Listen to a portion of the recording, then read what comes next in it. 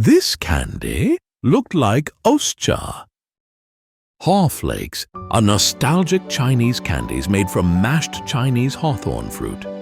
These pink disc-shaped treats were loved by many Filipino kids and often played with like Ostcha or altar bread.